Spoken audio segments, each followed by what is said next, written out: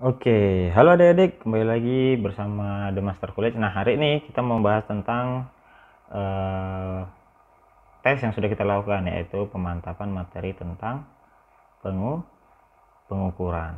Nah, di pengukuran ini adalah materi kelas 7 SMP, materi kelas 1 SMP. Nah, jadi apa-apa saja sih yang bisa diukur, bagaimana cara mengukur, nah gitu. Jadi kalau misalkan kita bikin konsepnya gitu, ini kita bahas materi dulu. Kita bahas materi sebelum kita masuk ke pembahasan soal.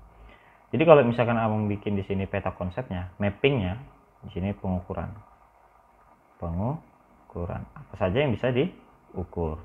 Jadi banyak yang bisa kita buat dari pengukuran ini. Yang pertama, yang bisa diukur adalah suatu besaran.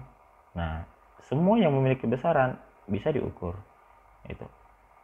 Apa saja yang memiliki besaran? Seperti kita tahu nih, besaran itu terbagi jadi dua lagi. Anaknya lagi nih. Ada namanya besaran pokok, ada namanya besaran turunan. Nah, besaran pokok sama besaran turunan.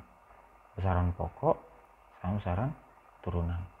Apa aja? Coba kita fokus ke besaran pokok dulu. Jadi yang namanya besaran pokok, ini adalah besaran yang hanya memiliki satu apa? Satu satuan, iya. Jadi sebelum masuk ke sini sebenarnya kita harus pahami dulu yang namanya besaran dan satuan.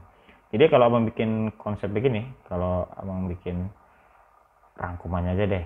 Jadi kalau misalkan di sini yang namanya adalah besaran, ya kan, besaran. Jadi di sini satuan. Jadi ada besaran, ada satuan. Nah, besarannya yang ada dalam fisika, besaran dalam fisika apa aja? Kalau abang mengingatnya gini, pa, ma, wa, su, ku, ju, win. Abang nggak tahu ini artinya apa, tapi dari SMP abang menghafal ini nih. Pamawa sukujuin, sampai sekarang pun abang ingat yang namanya besaran pokok adalah pamawa sukujuin. Apa sih itu pamawa sukujuin? Pa, panjang. Masa. Waktu.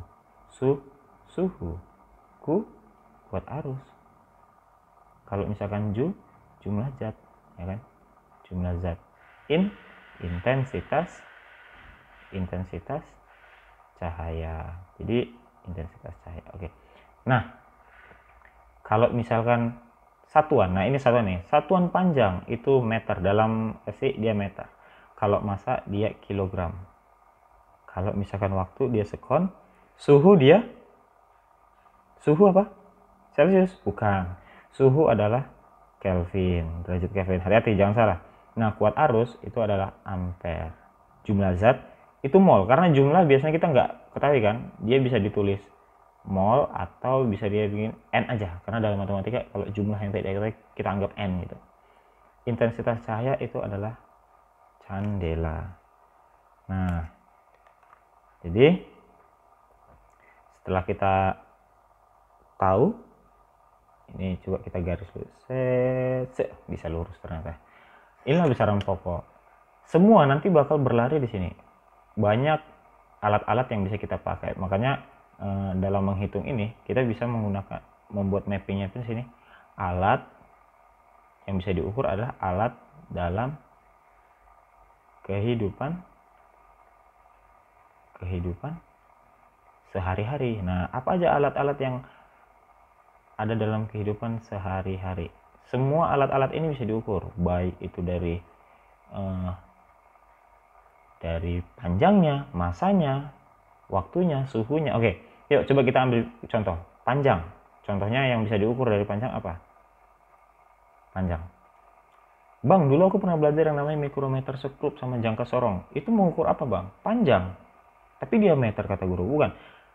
Diameter itu merupakan satuan panjang juga. Jadi diameter itu kan sebuah radius, diameter gitu kan dalam sebuah lingkaran. Nah, panjang itu termasuk lah, karena diameter kan, kalau diameter kan bisa meter atau sentimeter kan. Iya. Tapi beda dengan luas. Kalau yang namanya selain dari sini, ya kan?